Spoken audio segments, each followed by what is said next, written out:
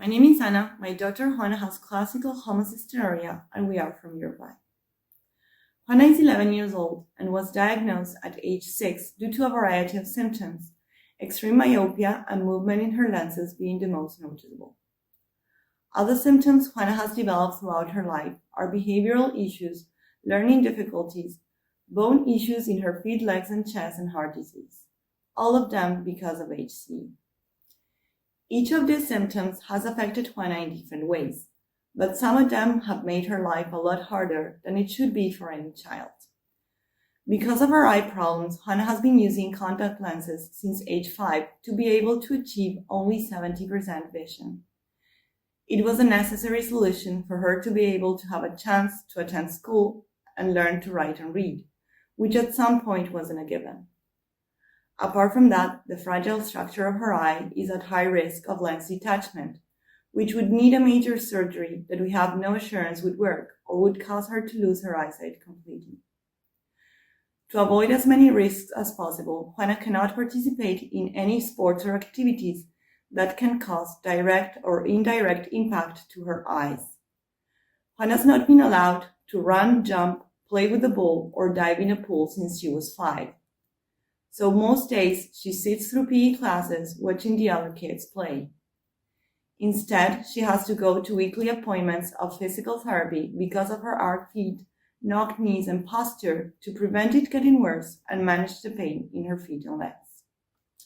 Adding to this already difficult reality, she also has behavioral issues and learning difficulties, which drives an even bigger wedge between her and her peers. Juana has struggled with schoolwork from the very beginning. It takes her twice the time to complete assignments and often needs a lot of support. She's always a few steps behind what's expected of her age. Having these diagnoses does not make living in society any easier. In theory, everyone can understand she has a condition and needs special requirements. But most times, what other people see is a child that doesn't follow rules and is disrupted. It has been an immense struggle to navigate this part of her disease, which has not only caused problems at an academic level, but even among friends and family. Even though Juana is super compliant with her treatment plan, her levels still fluctuate. We can't count on her treatment to keep her homocysteine levels within a safe range.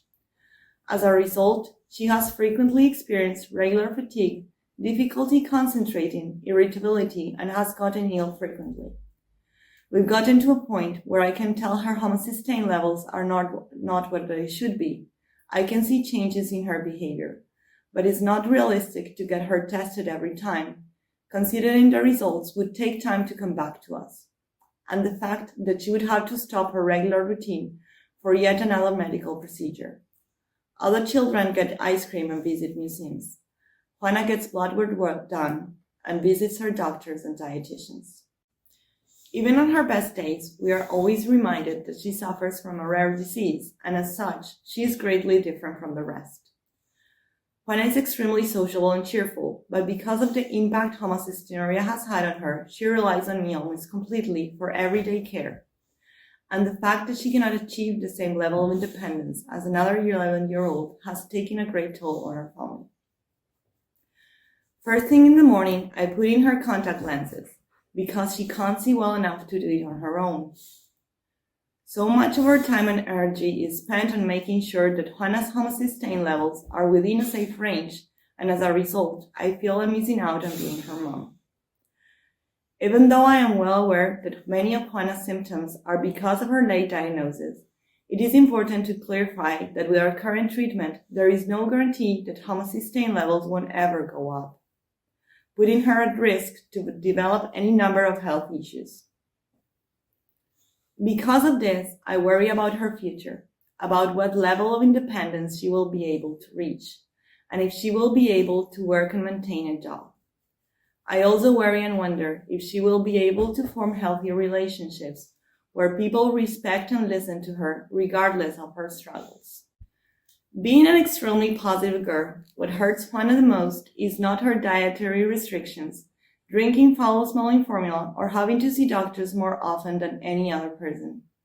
It's missing out on so much. It's sitting out through a football match. is not being able to share experiences with friends or family.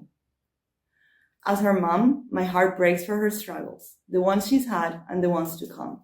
It hurts to know that life will always be difficult for her, that HCU has stolen so many opportunities from her and will continue to do so.